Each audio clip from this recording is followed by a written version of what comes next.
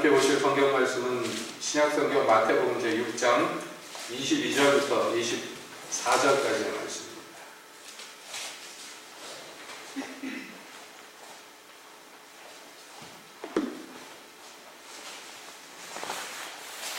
마태복음 제6장 22절부터 24절까지 함께 보시겠습니다. 6. 눈은 몸의 등불이니 그러므로 내 눈이 성하면 온 몸이 밝을 것이요 눈이 나쁘면 온 몸이 어두울 것이니 그러므로 내게 있는 빛이 어두우면 그 어두움이 얼마나 하느냐. 한 사람이 두 주인을 섬기지 못할 것이니 혹 이를 미워하며 저를 사랑하거나 혹 이를 중히 여기며 저를 경히 여기며 너희가 하나님과 재물을 겸하여 섬기지 못하느니라. 하나님, 이 시간 주의 말씀을 듣기 원하오니 찾아오셔서 말씀하여 주시옵소서. 예수님의 이름으로 기도합니다. 아멘. 우리가 산상순의 말씀을 함께 계속해서 봅니다. 우리 주님께서는 자기의 백성들, 거룩한 자들, 성도들에게 이 땅에서 의를 이룰 것에 대해서 명심하고 계속해서 가르치십니다. 그런데 이 땅에서 하나님의 뜻, 하나님의 의를 그 성도들이 이룸에 있어서 제일 장애가 되는 것은 무엇일까요? 그것은 외부적인 요인도 있을 것입니다. 여러 가지 환경적인 요인도 있을 것이며 고난과 핍박과 이런 것들이 그 사람이 하나님의 뜻을 이루는데 해방이 될 것입니다. 그러나 성경이 말씀하는 바 가장 큰 어려움, 가장 큰 해방은 항상 내부에서 일어납니다. 그렇기 때문에 성경에서는요, 고난을 피하여 숨으라, 핍박을 피하여 도망하라 라는 말보다는요, 교만해지지 마라, 미련해지지 마라, 겸손해져라, 지혜로워져라, 이런 권고가 훨씬 많은 것이에요. 왜냐하면 우리에게 가장 큰 대적이 어디를 통하여서 역사하고 무엇을 사용해서 우리를 넘어뜨리는지 주께서는 그 누구보다도 더 잘 알기 때문입니다. 하나님의 백성된 이들 치고 하나님의 뜻을 이루기 싫어하는 사람이 어디 있으며 하나님의 의를 이루기를 원치 않는 사람이 몇이나 있겠습니까? 그런데 왜 이 땅에서 하나님의 뜻을 온전히 이루는 성도들을 보기가 그렇게 힘들까요? 왜 하나님을 온전히 쫓지 못하는 세대들이 훨씬 더 많을까요? 왜 하나님을 순전히 쫓은 세대들이 그렇게 희귀하고 그런 시대들을 우리는 특정지어서 참 은혜가 넘쳤다라고 이야기할까요? 무엇 때문일까요? 바로 이 문제입니다. 그를 넘어뜨리는 어떤 요소에 대해서 제대로 준비하지 못하고 알지 못하고 대항하지 못했기 때문에 그래서 참된 승리를 교회가 잘 이루지 못하는 것입니다. 그러면 오늘 읽은 본문에서도 이야기합니다만은 그러므로 이 문제, 하나님의 뜻을 이루고 하나님의 의를 이 땅에서 이루어가는 우리에게 있어서 가장 큰 장애가 되는 문제는 어디에서 비롯되느냐. 우리가 지난 시간에 주님의 권고의 말씀, 명령의 말씀에 대해서 함께 보았습니다. 너희 보물을 너희를 위하여 땅에 쌓아두지 말고 오직 하늘에 쌓아둬라 라고 얘기합니다. 주님께서 이 보물에 대해서 얘기하셨어요. 그리고 결론 짓기를 너희 마음이 있는 그곳에 너희 보물이 있다. 너희 보물이 있는 그곳에 내 마음도 있다. 해서 이 보물이라는 것이 단지 돈과 관련된 것이 아니고 마음과 관련되어 있다는 것을 분명히 말씀하셨습니다. 연이어서 이상한 우리가 듣기에 좀 어색해 보이는 특별한 비유의 말씀을 하는데 오늘 읽은 본문의 얘기입니다. 눈은 몸의 등불이다. 이렇게 얘기하죠. 여기에서 잠시 우리가 생각을 할 때 이게 무슨 말씀인가 하고 고개를 갸우뚱하지 않을 수가 없는 거예요. 지금 하늘에 쌓아둬야 되는 어떤 보물, 땅에 쌓아두면 안 되는 그런 것들에 대해서 주님께서 이야기하시는데 갑자기 눈은 몸의 등불이다 이렇게 얘기하셔요. 그리고 덧붙여서 설명하시기를 그러므로 내 눈이 선하면 온몸이 밝을 것이요 눈이 나쁘면 온몸이 어둡다 이렇게 얘기하십니다.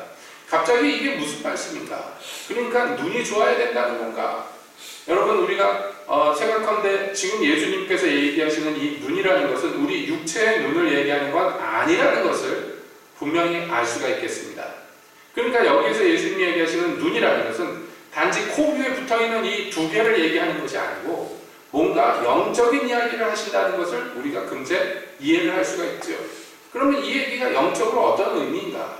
우리가 그것을 생각해 보지 않을 수가 없습니다. 성경에서의 눈이라는 것은 무엇을 본다는 것이며 굉장히 중요한 개념입니다. 여기 눈은 몸의 등불인데 그래서 눈이 밝으면 온몸이 성하고 눈이 어두우면 온몸이 성하지 못하다라고 얘기하시는 것을 우리가 생각해 봅시다. 어떤 사람이 온몸이 다 건강해요.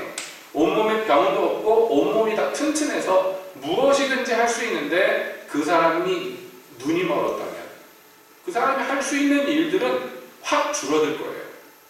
물론 이 보지 못하시는 장애가 있으신 분들도 여러 가지 다른 기관들을 발달시키고 여러 가지 기술들을 습득해서 눈이 없더라도 여러 가지 일들을 할 수 있는 것들을 우리가 압니다.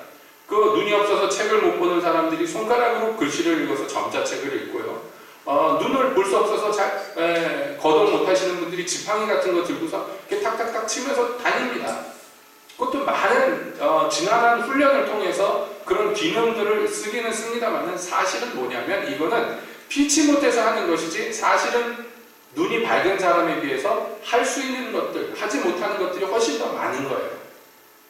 지금 비유컨대 예수님께서 얘기하시는 것이 이것입니다. 온몸이 멀쩡한데 그 사람의 눈이 멀어요. 볼 수가 없어. 그러면 그 몸이요 마치 어둠 가운데 있는 것과 같다는 거예요. 여러분 지금 우리가 이 등을 켜서 여기가 환합니다. 그래서 우리가 무엇이든지 볼 수가 있습니다. 빛이 있기 때문입니다. 우리 주변에 빛이 가득합니다. 그런데 여러분 눈을 감아 보십시오. 그 빛들이 무슨 소용이 있습니까? 눈이 멀어버리면 주변에 가득한 빛이 무슨 상관이 있습니까? 여러분 성도라는 사람들은 하나님의 은혜 가운데 있는 사람이며 세상에 빛된 예수님과 함께하는 사람입니다. 더 나아가서 그 사람은 빛 그 자체입니다. 예수님께서 말씀했어요. 너희는 세상에서 소금이고 너희는 세상에서 빛이다. 그러니까 일어나서 빛을 발해야 되는 게 우리인데 내 자신이 빛이고 내 주변이 빛이고 내 안에 빛이 충만한 것이 성도의 원래 모습인데 그런데 이 사람이 눈이 멀어버렸다면 만약에 눈이 멀어버렸다면 영적으로 말이죠. 그러면 그 사람에게 있는 빛이 무슨 소용이 있냐 말이에요. 눈이 멀었는데. 여러분 빛이 없는 것도 큰 문제지만요. 빛은 많이 있는데 눈이 멀어버려요. 이게 더 큰 문제예요. 그래서 예수님은 이 땅에 빛으로 오셨습니다. 여러분 잘 아다시피 예수님께서 빛으로 오셨는데 근데 문제는 뭐냐면 요한복음 3장에서 얘기합니다. 예수님이 빛이신 분이 이 땅에 왔는데 그것은요 굉장히 큰 축복이고 그것은 굉장히 큰 은혜고 구원입니다. 빛 되신 예수님이 이 흑암의 세대 가운데 오셨다는 것 자체가. 그런데 빛이신 예수님이 오신 것이 어떤 사람에게는요 그게 그 자체가 심판이라고 성경은 얘기합니다. 왜 우리를 구원하기 위한 은혜의 빛이 이 땅에 비쳤는데 그런데 그것이 어떤 사람들에게는 왜 심판이 될까요? 이 사람들은 이미 심판을 받았다고 요한복음 3장에서 얘기합니다. 이유는 뭐냐? 3장 19절에 이것이 그 정죄는 이것이니 심판받은 이유가 이거라는 거예요. 곧 빛이 세상에 왔을 때 사람들이 자기 행위가 악함으로 빛보다 어둠을 더 사랑하는 것이니라. 빛이 없는 게 아니라 빛이 그들 중에 임하셨는데 문제는 뭐냐면 그들이 빛을 싫어했다는 거예요. 빛을 미워했다는 것입니다. 그리고 어둠을 더 사랑했다는 것입니다. 자, 무슨 얘기인가 하면 우리가 이미 이 문제에 대해서 여러 차례 얘기를 했습니다. 마음이 문제랍니다. 마음이. 환경도 문제지만 그거보다는 마음이 더 큰 문제예요. 우리가 사는 이 흑암의 세계가 참 문제지만 그러나 우리는 이미 이 빛을 얻었고 이 빛의 비춤을 받았습니다. 더 이상 세상의 어둠과 이런 것들이 우리에게 하등 문제가 되지 않아요. 우리에겐 이미 사람이 알지 못하는 빛이 비추었고 그 빛을 소유하게 됐어요. 더더군다나 내가 그 빛 자체가 되었어요. 문제는 그 다음에 뭐냐면 그런 은혜가 임했는데 이 사람의 마음이 문제라는 거예요. 이 사람의 영이 문제라는 거예요. 그 빛을 사랑하느냐 그렇지 않느냐 그런 마음이 빛을 보물로 여기느냐 그렇지 않느냐 이것이 문제라는 거예요. 예수님의 말씀인즉슨 그것입니다. 왜냐하면 이 빛, 눈, 뭐 하시다가 결론이 뭐예요? 사람이 하나님과 재물을 겸하여 섬길 수 없다 라고 결론을 내리는 거예요. 여러분, 이 결론에 이르는 그 과정이 이해가 되십니까? 우리가 영적으로 눈이 열렸고 영적으로 눈이 어두워졌고 그게 이거하고 무슨 상관이 있을까 싶은데, 예수님께서는요, 영의 눈이 먼 사람, 거길 그래서 어두운 가운데 들어갈 수밖에 없었던 어떤 사람의 이야기를 합니다. 그런데 그 이야기의 결론이 뭐냐면 하나님과 재물을 겸하여 섬기지 못한다, 이렇게 결론을 내리세요.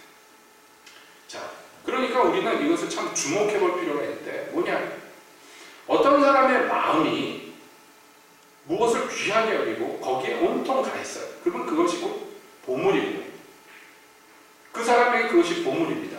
그런데 하나님께서, 예수님께서 우리에 대해서 너무 잘 아시는데요, 우리가 얼마나 쉽게 마음을 이 헛된 보물 같은 것에 빼앗기는 거예요. 진짜 보물이 아닌 가짜 보물에, 있다가 없어질, 불타서 없어질 세상에 있는 그 보물에 얼마나 쉽게 마음을 빼앗기는가. 뭐 생각해 봅시다, 여러분.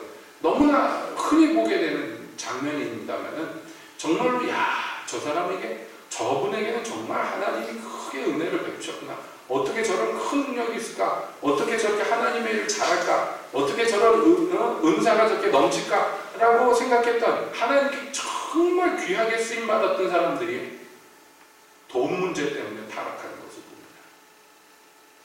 너무 많이 보잖아요. 평생 동안 충성했는데 끝에 가가지고 결국에는 이 돈 때문에 완전 망가져버리는 인생들을 너무나 많아요.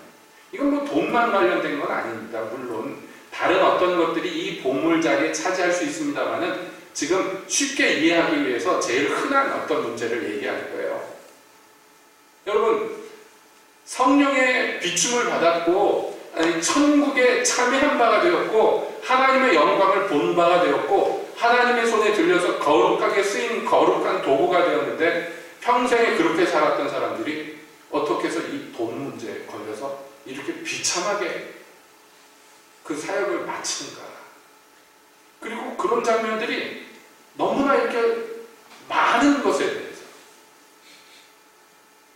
한번 생각해 볼 필요가 있어요.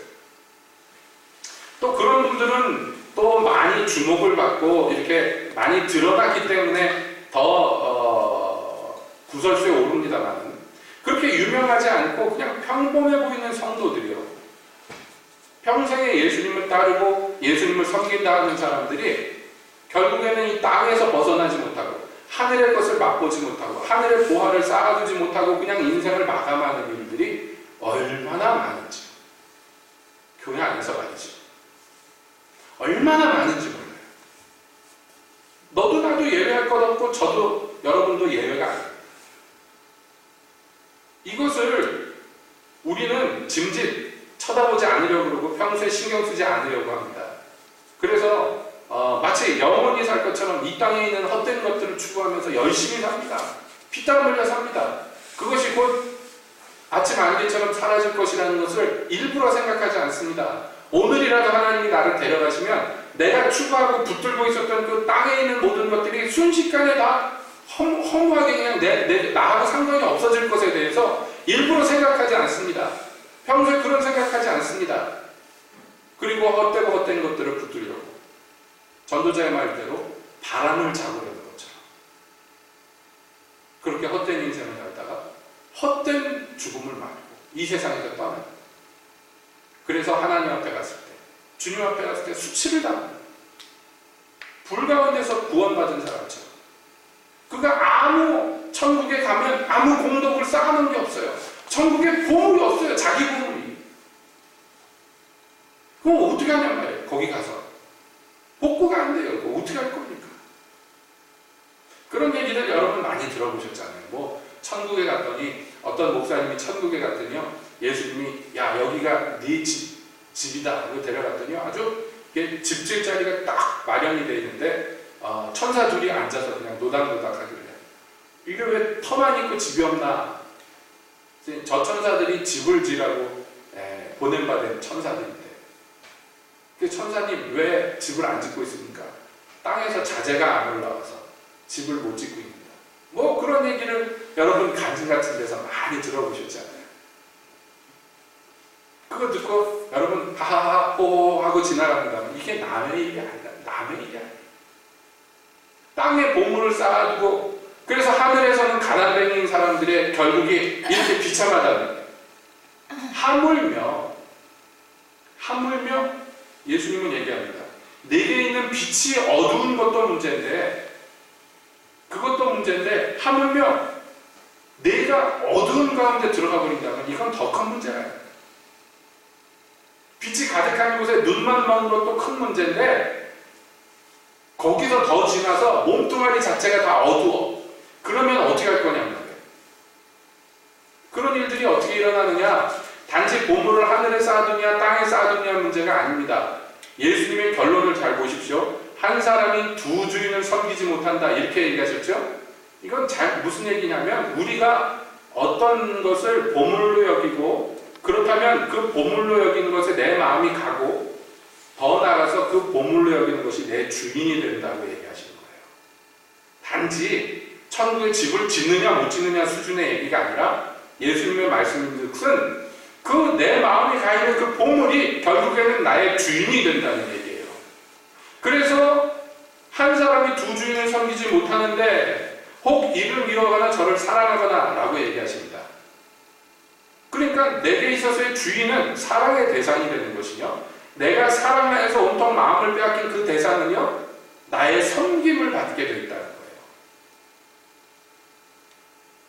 자, 그런데 이게 그 섬기는 대상, 나의 주인이며 나의 사랑받는 대상이 하나님이라면 참 더할 나위 없이 좋겠죠.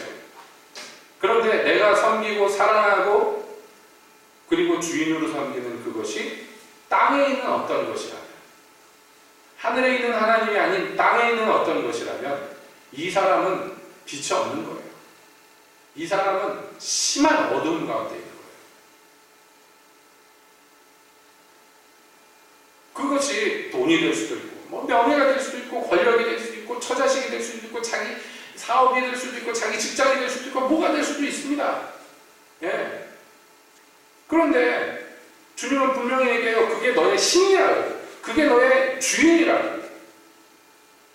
근데 우리는 말씀드린 것 같이 영원히 살 것처럼 생각하고 짐짓 곧 다가올 심판에 대해서 생각하지 않고요. 하나님 앞에 나아가서 내가 무엇을 섬기고 무엇을 쌓아뒀는가를 자기 입으로 고할 것에 대해서 생각지 않고요. 이 땅에서 살면서 마치 충분히 두 주인을 섬길 수 있는 것인 양 살 때가 너무 많다. 주님은 하나님과 재물을 겸하여 섬기지 못한다 그랬는데 많은 사람들이 겸하여 섬길 수 있다고 믿어요. 그래서 겸하여 섬깁니다. 실제로 이걸 뭐라고 얘기하느냐면 세속적이라고 얘기하는 거예요. 흔히 얘기하는 거예요. 하나님을 안 섬기는 것도 아니고 그렇다고 해서 세상을 안 섬기는 것도 아닌 어중간한 상태. 그러면서 자기는 뭐라고 믿느냐면 나는 하나님을 섬기고 있다라고 믿는 상태. 이건 스스로 속이는 거짓말이 되는 것이에요. 주님께서는 그거 불가능하다고 얘기합니다. 불가능하다. 둘 다를 붙잡을 수 없다고 얘기합니다. 둘 다를 섬길 수 없다고 얘기해요. 왜냐하면 이것은 사랑이기 때문이에요. 이 근본의 문제는 사랑의 문제이기 때문이에요. 지난 시간에도 우리가 그 말씀을 드렸습니다. 어떻게 하면 우리가 온전히 하늘에다 보화를 쌓아둘 수 있을까? 그것은 마음을 거기 빼앗겨야 된다는 말씀이에요. 빼앗긴다는, 마음을 빼앗긴다는 게 다른 식으로 표현하면 뭐라고 얘기합니까? 사랑에 빠졌다고 얘기하는 거예요. 그 대상이 주님일 수도 있고 그 대상이 세상의 어떤 것일 수도 있습니다. 제가 많이 그런 말씀 드렸습니다만은 많은 학부모들이요 자녀들이 고3이 되면 교회를 안 가요. 그러면서 뭐라고 얘기하냐면 야, 너 대학교 떨어져서 쪽팔려서 어떻게 교회 다니냐 내년에 올해는 열심히 공부만 그런 얘기합니다. 그거는 자기가 뭘 살아가는지를 입으로 고백하는 거예요. 뭘 살아가는지 아시죠? 자식이 4년제 좋은 대학 들어가는 것이 하나님 섬기는 것보다 더 소중한 거예요. 제가 너무 유치한 예를 들었습니까? 많은 사람들이요 주일날 자기 가게문 닫고 예배 드리는 거에 대해서 굉장히 힘들어합니다. 그러면 꼭 망할 것 같아요. 그래서 그걸 못해요. 제가 누구를 지금 비난하고 그런 것이 아닙니다. 우리가 그렇다는 얘기, 우리의 현실이 그렇다는 것을 예로 드는 거예요. 많은 사람. 그것은 믿음이 물론 연약해서 그렇고, 그것은 여러 가지 문제가 있습니다만 근본은 뭐냐면 진짜 사랑하지 못해서 그렇죠. 주님을. 왜냐하면요, 사랑하면 물불을 안 가리게 돼 있어요. 여러분 생각해 보세요. 여러분이 자기 자식 사랑하십니까? 사랑하죠. 근데 얘가 아닌 말로 무슨 심장병이 걸려서 심장 이식을 해야 돼. 그러면 여러분 심장이라도 떼주지 않겠어요? 애가 얼굴이 파래져가지고 죽어가면 여러분 자신 심장이라도 떼서 넣어주겠죠. 죽는 게 뭔 대수야. 자식이 눈앞에서 죽어가는데. 물론 안 그런 부모도 있겠습니다만 일반적으로 그렇잖아요. 자식을 사랑한다는 것이 그런 거예요. 그런 겁니다. 자식 새끼를 위해서 돈도 아깝지 않아요. 돈이 더 아까워, 자식이 아까워. 어떤 사람은 돈을 선택합니다. 그 피도 눈물도 없는 부모들이 있겠습니다만 대부분 정상적인 부모들은 돈보다는 자식이에요. 그래서 자식을 위해서 돈을 아끼지 않아요. 자기가 굶더라도 집이라도 팔아서 애 학비를 대고 그러는 거예요. 여러분, 뭘 사랑하는지 분명합니다.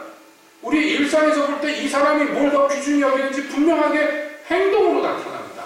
행동은 마음이 어디를 가느냐에 따라서 나타나는 결과일 뿐이에요. 우리 몸으로 실제로 나타나는 것은 그 사람의 마음이 어디에 있느냐를 보여주는 지표일 뿐입니다. 그러니까 주께서 얘기하신 건 마음의 문제예요. 마음의 문제. 우리가 왜 이 땅에서 하나님의 뜻을, 하나님의 의의를, 하나님의 나라를 추구하지 못하는가? 다른 것이 그 마음을 온통 사로잡고 있기 때문에. 그렇게 다른 신을 섬기면요, 즉각적으로 나타나는 게 뭐냐면 눈이 멀어요. 주님이 얘기하시고자 하는 것이 그거예요. 눈이 멀어버립니다. 보지를 못해요. 무엇이 진짜인지를 알지 못하고 스스로 보려고 하지 않습니다. 안 봅니다. 여러분, 세상에서 많은 사람들이 조금만 생각을 해봐도 우리가 이렇게 세상 사는 게 우연이 아니라는 거 금방 알 수 있고요. 우리가 이렇게 존재하는 세상이고 하나님이 만드셨다는 거 정말로 정직하게 이성적으로 조금만 생각해봐도 분명히 알 수 있어요. 하나님을 믿는가 안 믿는가를 떠나서 말이죠. 하나님의 존재에 대해서는요, 조금만 생각해보면 양심적으로 금방 고백합니다.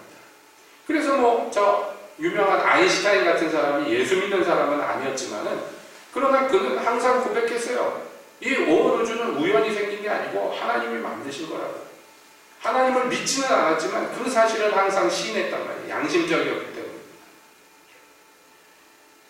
만약에 하나님이 정교하게 맞춰서 이 절묘한 세상을 이렇게 균형 잡히게 만들어 놓지 않았다면, 그래서 전에도 잠깐 말씀드렸습니다만 인간 상수라는 말이 있어요.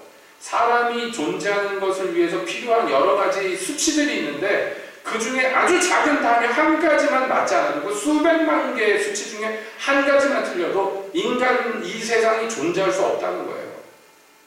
이것이 수학계에서 이해가 안 되는 여러 가지 난제 중에 하나입니다.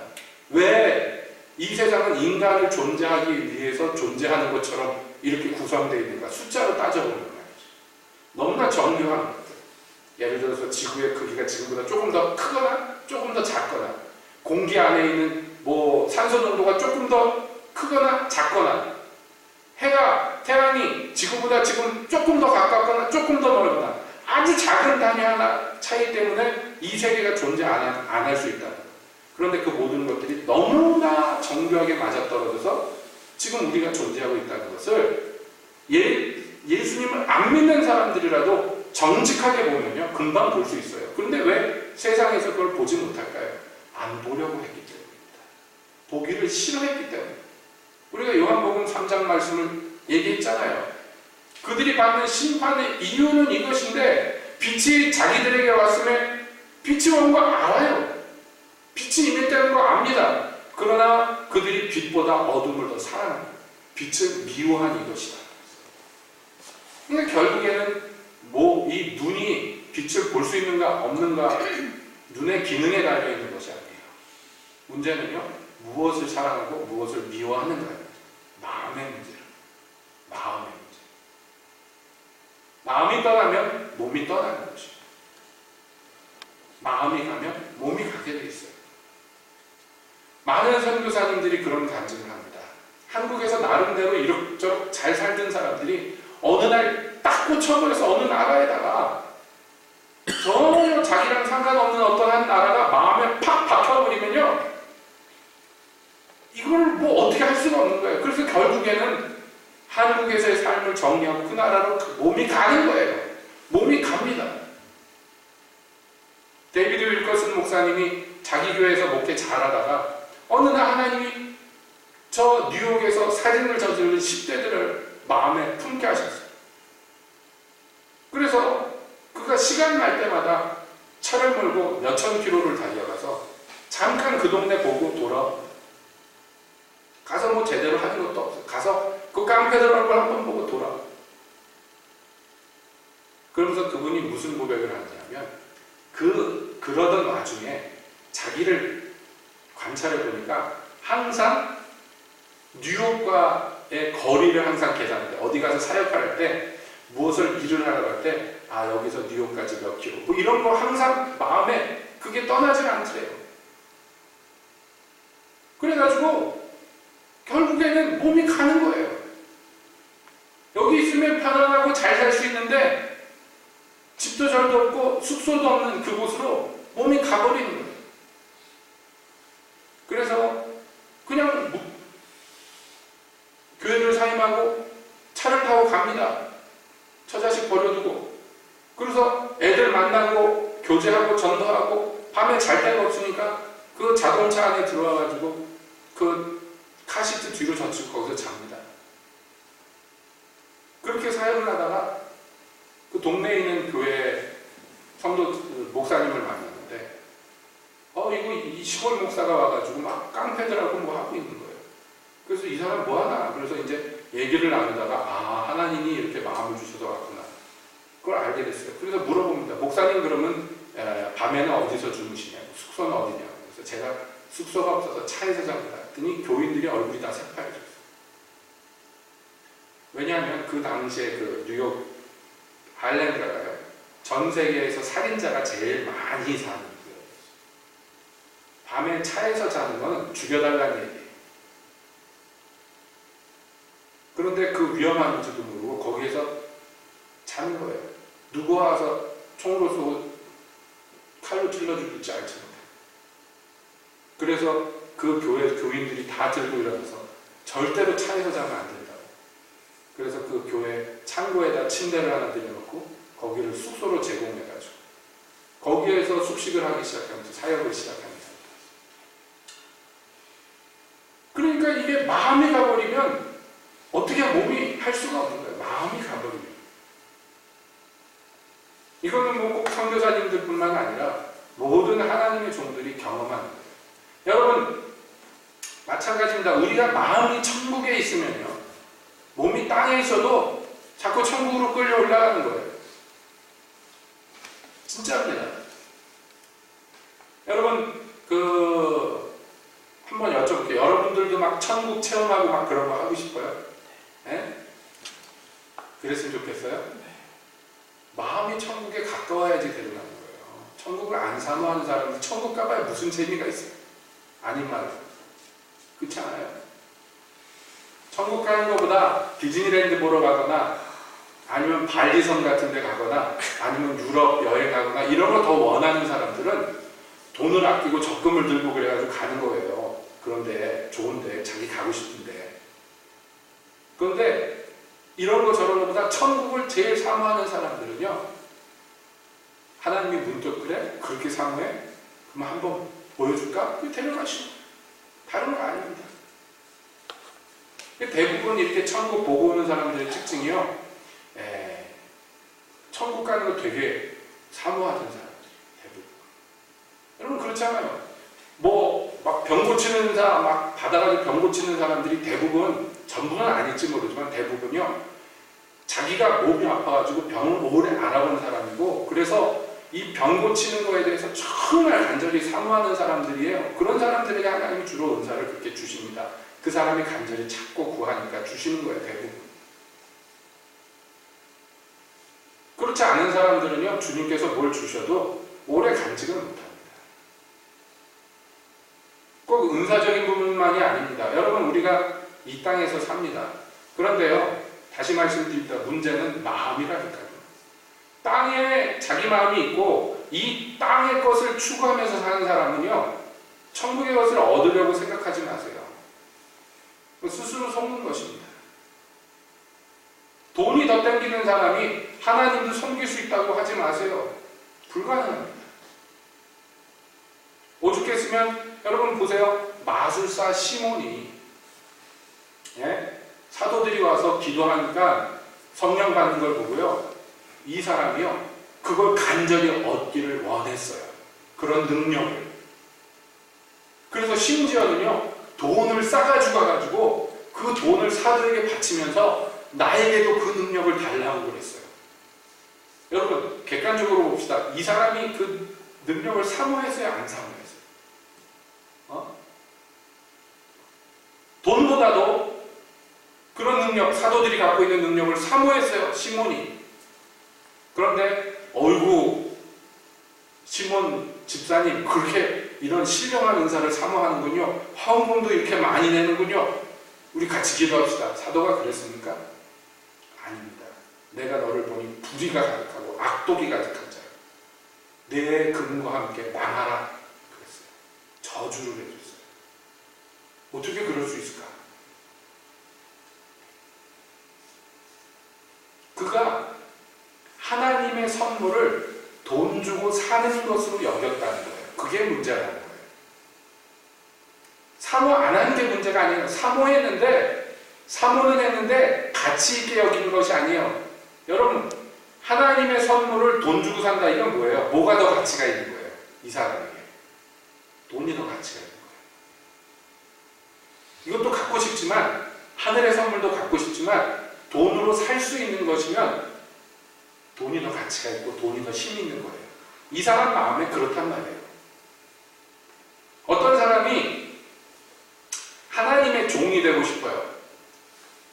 그리고 하나님의 종들 중에도 아주 큰 종이 되고 싶어요. 그래서 돈을 몇백억을 들여가지고 총회장 선거에 나왔어요. 여러분, 이 사람이 총회장이라는 자리를 그렇게 사모했어요. 귀하죠? 예? 아닙니다. 돈 주고 살 걸로 여겼으면 돈이 더 귀한 거예요. 그에게 신은 돈이에요. 돈이 더 능력이 있어요. 하나님의 종의 자리보다 돈이 더 귀해요. 이 사람에게 신은 돈이에요. 사도가 그것을 꿰뚫어봤기 때문에 시몬에게 저주를 하는 거예요. 네가 하나님 앞에서 하나님의 능력을 눈으로 보고도, 하나님의 역사하심을 눈으로 보고도 돈으로 그것을 충분히 살 수 있다고 여기는 것, 그 자체가 악독이라고 해요.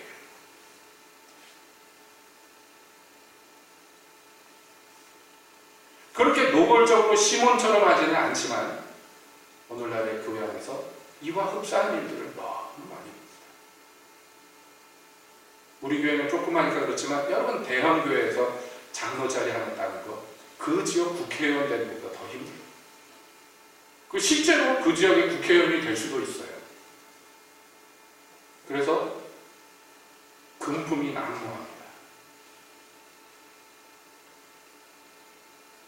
여러분, 이게 저주받은 짓인 것을 몰라요. 그렇게 돈으로 막 이런 짓 하는 사람들 보고 우리는 손가락질을 합니다. 여러분, 수단은 다르지만 비슷한 일들을 교회 안에서 너무나 많이 합니다. 사실은요, 구원이나 영생이나 하나님의 은혜나, 여러분, 이것은 무엇하고 교환할 수가 없어요. 다른 어떤 것으로도 교환이 불가능해요. 그런데 바리새인은 이게 교환이 가능하다고 믿었어요. 자기들의 선행으로 이것을 살 수 있다고 믿었어요. 자기들이 율법을 준행함으로 이걸 살 수 있다고 믿었어요. 그래서 그들의 신은요, 자기 행위가 신이 되는 것이고 자기의 율법이 신이 되는 거예요. 그래서 그래서 예수님한테 저주를 받는 거예요. 그렇죠? 여러분, 오늘날 여러분은 어떻게 생각하십니까? 하나님이 구원을 주시는 것, 하나님의 은혜 있는 것, 누가 하시는 일이에요? 하나님이 하시고. 그걸 뭘 주고 살 수 있습니까? 살 수 없어요, 우리. 살 수가 없기 때문에, 그래서 간절히 구하는 거예요. 살 수가 없기 때문에 간절히 구해야 되는 것이고, 은혜를 우리가 구하게 되는 것이고, 은혜라는 건 거저주는 거예요. 우리가 살 능력이 없기 때문에. 믿습니까, 여러분? 그렇게 믿습니까, 진짜로? 네? 믿으시기를 바랍니다. 제발 부탁인데요. 그렇게 믿으시기를 바랍니다.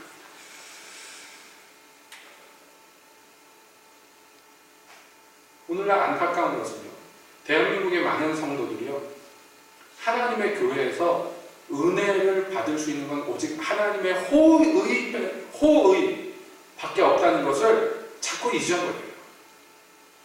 그래서 자기들이 어떻게 해가지고 이것을 얻어낼 수 있다고 생각을 하는 그런 경향들이 있어요. 뭐 그것을 위해서 시몬처럼 돈을 갖고 오는 건 아니지만은, 그러나 내가 어떻게 해서 이걸 얻을 수 있다고 생각합니다. 그래서 어느 교회 가면 그 목사님이 굉장히 신령해. 거기 가면 다 은혜 받아. 거기 가자.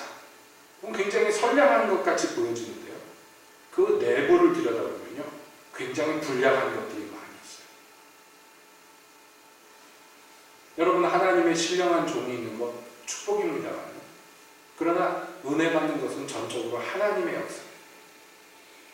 그 장소에 가서 그 집회에 참석하더라도요, 하나님을 바라보고 가는 거예요. 어떤 용한 사람을 찾아가면 안 된단 말이죠. 내가 그 용한 사람을 통하여서 어떻게 해서 받을 수 있는 것이라고 은혜를 정의 내릴 때, 여러분, 그거 자체가 불량한 것입니다. 하나님이 쓰시는 사람 앞에 가서 하나님의 은혜를 구하는 것이 선량한 것이에요. 그러니까 그 행동을 보면 비슷하지만 하나님은 항상 마음이 문제라고 해요. 마음이. 그렇기 때문에 우리가 싸워야 될 것은 뭐냐면, 결국은 이 마음의 문제인데, 결론 내리자면 이거였습니다. 그 마음에 문제가 생겨서 눈이 멀어. 그래서 온몸이 어두워져. 그래서 진짜 빛이 무엇인지 분별할 능력이 없어지고, 그래서 빛이 아닌 것을 빛인 양 착각하고 하나님을 사랑해야 될 그 사랑으로서 세상 재물이나 세상의 것들을 마음에 둔단 말이에요. 이 일련의 일들이 성도를 망하게 하는데, 여러분, 이 모든 일들의 근본 원인은 무엇일까요? 무엇이 이 사람의 마음을 어둡게 하고 이 사람의 눈을 어둡게 해서 하나님이 아닌 이 세상의 것을 선택하게 하고, 그래서 세상의 재물이나 헛된 것으로 세상에다가 보물을 쌓아두게 할까요? 왜 하늘에 보물을 쌓아두게 하는 이 일에 실패할까요? 근본 이유가 뭘까요? 근본 문제가 어디에 있을까요? 이것이 무엇이 문제인가? 여러분, 지금 세상 사람들 얘기하는 거 아니에요. 성도들 안에 일어나는 일들에 대한 경고입니다. 이 모든 것의 문제는요, 항상 그렇지만 문제의 근본은 죄입니다. 죄. 우리의 눈을 어둡게 하는 것도 죄고, 우리의 마음을 부패하게 하는 것도 죄며, 우리가 하나님을 사랑하는 것을 회방하고 세상을 사랑하게 하는 근본 이유가 죄입니다. 동의하십니까, 여러분?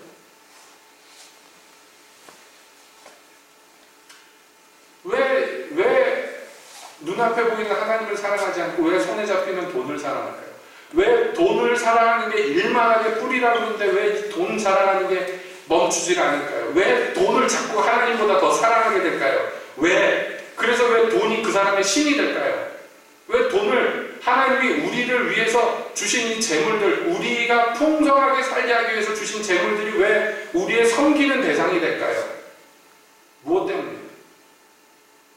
돈뿐만이 아니라 하나님이 우리에게 베푸신 많은 것들, 우리가 누리면서 살 수 있도록 해주는 좋은 것들, 이런 것들이 왜 우리가 오히려 그들의 종이 되고 왜 그들을 섬기게 될까요? 이 모든 문제의 근본은 죄성이라는 것이, 이게 근본 이유가 돼요. 죄가 사람의 마음을 세상으로 향하게 하고, 죄가 사람의 눈을 어둡게 합니다. 그러니까 주님께서 경계하시는 것이 무엇인지 우리가 정말 뼈저리게 알아야 되는데요. 왜 바리새인들이 외식하게 됐을까? 왜 바리새인들이 하나님이 은밀한 중에 보시고 베푸시는 상보다는 세상 사람들에게 받는 칭찬을 자기 상급으로 선택했을까요? 왜 그럴까요? 그 안에 죄가 이 사람을 움직이기 때문입니다. 그러니까 우리가 싸울 것은, 그러니까 대상을 제대로 보고 싸워야 된다는 얘기예요. 아, 재물을 사랑하면 안 되고 하나님을 사랑해야 됩니다. 그래가지고 재물이 하나도 없는 거지가 되면 이게 해결이 될까요? 거지들은 욕심이 없나요? 아무것도 소유 안 하면 그게 해결책이 될까요? 어떤 유명한 스님이 얘기한 대로 무소유 하면은 해결이 될까요? 그 승려가 자기는 중으로서 아무 세상의 것 밀어넣고 자기는 다 세상의 모든 욕심에서 벗어났다고 생각하고 살았는데, 알고 보니까 자기가 난초 기르는 걸 너무 좋아하더래요. 그래서 이거를 자기가 소유했다고 생각 안 했는데 자기 마음이 이걸 소유하고 있길래, 그래서 난 화분들을 결국 날 잡아가지고 다 갖다 버렸대. 그때 마음이 너무 개운하더라. 여러분, 그렇게 무소유하면 해결이 될까요? 해결이 안 돼요. 문제는 내가 재물을 안 사랑해야지, 이게 문제야. 죄와 싸워야지, 이렇게 돼요. 우리의 분명한 목적이 뚜렷하게 각인이 돼야 됩니다. 죄와 싸운다는 것은 뭐냐? 여러분, 우리는 이 죄 용서를 받은 의인이 되었고 더 이상 죄의 사슬에 묶이지 않은 자들이 됐어요. 믿으시죠? 예수님의 십자가의 보혈의 권세가 나를 그렇게 자유케 했어요. 자, 이 자유를 주시기 위해서 주님께서 피 흘려주셨는데, 그 다음 문제는 뭐냐면, 그러니까 나도 피를 이제 흘려야 돼요. 네. 죄의 근본 문제 주님이 해결해 주셨어요. 그 다음에 남은 문제는 뭐냐면, 내가 그 죄를 사랑했던 옛 모습들 있잖아요. 죄에 빠져서 살던 옛 사람의 그 습성들과 싸워야 돼요. 성경은 뭐라고 얘기하냐면, 죄와 싸우되 너희가 죄와는 싸웠는데 피 흘리기까지는 안 싸웠다 책망한단 말이에요. 그러니까 근본 문제는 이거예요. 죄와 안 싸우는 게 문제예요. 성도들이 죄와 싸우지 않는 것은 자기 안에 이 죄의 치명적인 성질이 남아있다는 것을 시인하지 않기 때문에. 근본 우리는 죄인이 아닙니다. 근본 우리는 의인이 되었습니다. 하지만 여러분, 항상 인식해야 되는 건 뭐냐면, 나는 이 죄의 왕년에 중독되었던 중독자였다는 것을 항상 잊으면 안 돼요. 어떤 사람이 알코올 중독에서 벗어났어요. 더 이상 알코올 중독자가 아니에요. 그럼에도 불구하고 이 사람, 여러분, 알코올 중독자 모임 가면 뭐라고 얘기하냐면, 나는 알코올 중독자인 아무개입니다. 지금 내가 며칠 동안 깨끗합니다. 이렇게 해서 그 대화를 시작하게 되어 있어요. 그러니까 내가 지금 현재 술을 안 마셔. 옛날 알코올 중독자였을 때처럼 술에 취해 있지 않아. 그러나 근본 나는 그저 알코올 중독자라고 자기 입으로 시인해요. 왜 그렇게 하느냐면 서로에게 얘기를 해서 잊지 말라는 거예요. 현재 나는 깨끗한데 며칠 동안 깨끗한 상태입니다. 3년, 7개월 동안 깨끗합니다. 이렇게 얘기하는 거예요. 그래서 스스로 경각심을 주는 거예요. 내가 기회만 생기면 이 몸뚱아리가 언제라도 알코올로 달려갈 수 있다는 것을. 세상에서도 그렇게 얘기해요. 여러분, 우리가 옛날에 죄인 되었을 때라고 얘기했을 때는 그건 뭐냐면 그저 죄에 빠져서 전신이 다 죄였던 상태. 그러니까 이 죄에 절어 있었단 말이에요. 죄의 중독자예요, 내가. 근데 이제 그 중독에서 벗어났어. 끄집어내 주셨어. 그 죽음의 구렁텅이에서 나를 끄집어내 주셨어요. 예수님이. 이제 내가 해야 될 건 뭐냐면, 그러니까 다시 가서 거기 처박히지 말란 말이에요. 다시 그 짓 하지 말란 말이에요. 다시 예수님이 가늠한 여자에게 뭐라고 그랬어요? 나도 너를 정죄하지 않아. 돌아가 다시는 죄를 범하지 마라. 이제 이 여인이 예수님이 가늠한 죄를 용서해 주셔서 돌에 맞아 죽을 것이 살아났어요. 야, 신난다고 돌아가서 또 가늠하면 되겠어요? 안 되겠어요? 에? 옛날에 가늠했던 거 이제 끝났어. 이제 어떻게 살아야 돼? 어떻게? 가늠하면서 살면 됩니까? 아닙니다. 그래서 성경에 명확히 나와 있지 않지만 그 여자가 막달라 마리아다. 보통 그렇게 얘기를 해요. 그렇다 치면 여러분 그 이후에 마리아의 행적 우리가 알잖아요. 마리아의 행적은 항상 뭘로 나타나느냐면 예수님만 따라다니는 걸로 나타나요. 세상과 버타여 가늠하던 여자가 끝까지 예수님 쫓아가고 십자가 밑에까지 쫓아가고 부활하신 예수님의 무덤까지 쫓아가서 부활한 예수님을 처음 만난단 말이에요. 이걸 뭐라고 얘기하냐면 보통 회심이라고 얘기하고 이런 걸 변화라고 얘기합니다. 부흥의 시기에 제일 많이 쓰이는 용어가 이거예요. 회심. 회심이 뭐냐면 다른 말로는 개심이에요. 마음이 바뀌었다는 거예요. 그 전에 죄를 사랑하고 세상을 좋아했던 사람의 마음이 하나님의 은혜로 바뀌었다는 거예요. 여러분, 이건 구원과 중생하고는 좀 다릅니다. 중생은 전적으로 하나님의 은혜로 말미암아 우리가 다시 거듭난 것을 얘기해요. 그런데 개심 또는 회심은 그렇게 거듭난 사람이 자기 마음을 주님께로 돌이키는 것을 의미한다. 앞선 중생이 100% 전적인 하나님의 그저 은혜고 나는 거기에 아무 기여가 없지만은 그러나 이 사람이 회심하여서 변화된 삶을 사는 것은요 싸움이고 투쟁이란 말이에요. 물론 거기에도 하나님의 능력이 아니면 불가능합니다만은 하나님이 주신 힘을 붙잡고 그 다음에 이 사람은요 변화된 마음으로 삽니다. 이걸 회심이라고 해요. 부흥의 시기 때 부흥을 주도하던 모든 하나님의 종들이 회중들에게 제일 많이 강조하는 얘기가 이 회심입니다. 너희가 은혜를 입었으니까 이제 마음을 바꿔라 하는 거예요. 은혜에 걸맞게 마음을 바꿔라. 새 마음을 품어라. 새 생각으로 가득해라 하는 거예요. 이전에 우리의 마음이 땅에만 보물을 쌓아두는 사람이었다면 이제 그것을 결별해야 돼요.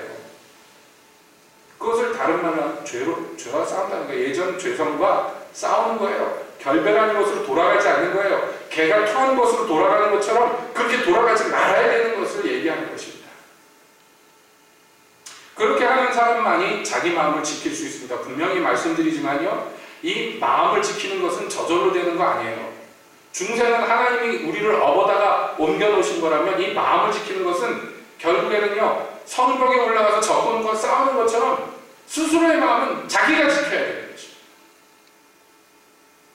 물론 하나님의 은혜를 구하며 하나님의 능력을 구하며 그렇게 싸워나가는 것이죠. 단번에 이기지는 못한다 할지라도요. 이길 것을 목적으로 하고 지속적으로 싸워나가야지 여러분 그래야지 하나님을 진짜 신으로 섬길 수 있습니다. 그래야 세상과 벗하지 않습니다. 세속화되지 않습니다. 오늘날 현대교회의 제일 치명적인 문제 중에 하나가 이거예요. 싸워야 된다는 것을 얘기하지 않고 싸우는 것을 싫어합니다. 그냥 저절로 가기를 원해요. 어떤 신령한 사람이 어떤 능력 있는 사람이 나를 붙잡아가지고 그래서 그 사람 밑에서 그냥 은혜 받으면서 그냥 굴러가기를 원해요. 자기가 싸워야 되는 것에 대해서는 관심을 두지 않고 싫어합니다. 그런데 어떻게 죄에서 벗어나게 됩니까? 불가능한 얘기예요. 여러분 은혜 받는 거하고 죄와 싸우는 거하고 다릅니다. 은혜를 받아야 죄와 싸움을 싸울 수 있는 힘을 얻지만은 그러나 은혜를 100번 1000번 받고 은사를 100가지 1000가지 받아도 본인이 안 싸우는 사람들은요 못 이겨요. 아시잖아요. 여러분 미군이 세계에서 최강대국이 세계에서 제일 좋은 무기를 가졌던 이 군대가 베트남에 가서 왜 졌습니까? 전쟁에서. 베트공들이 제대로 된 무기들도 없고 제대로 된 뭐가 없는 그 오합지졸 같은 게릴라들하고 싸웠는데 결국엔 미국이 졌어요. 왜 졌습니까? 베트공들이요 열심히 싸웠기 때문에. 열악한데도 열심히 싸웠어요.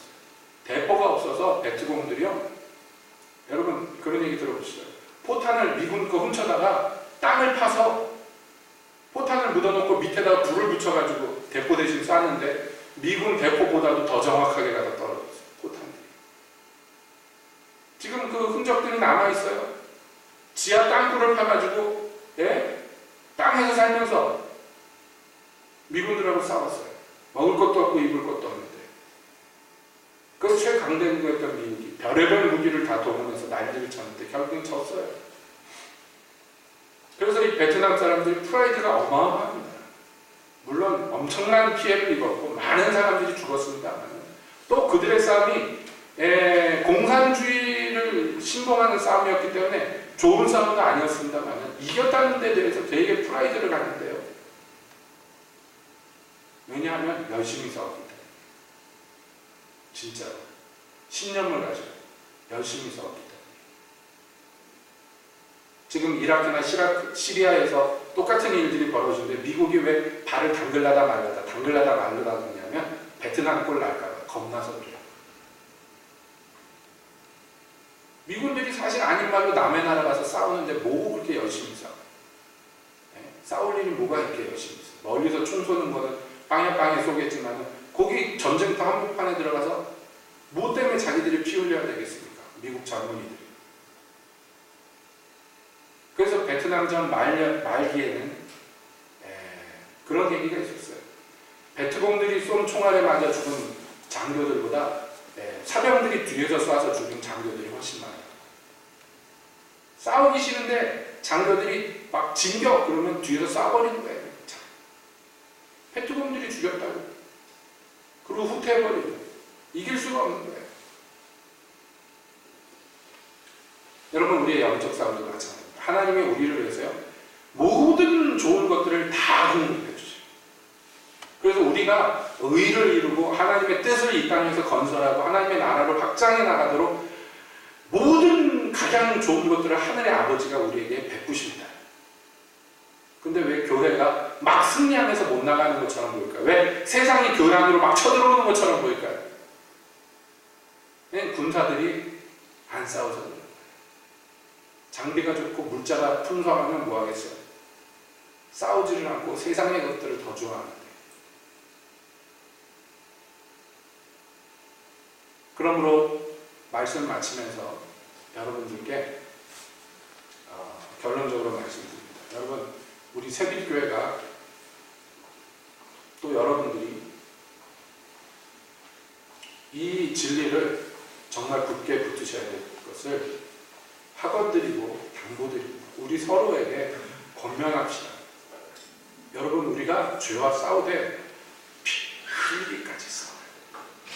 피가 질질 나고 상처가 나게 아픔이 있더라도 죄와 싸워야 돼요.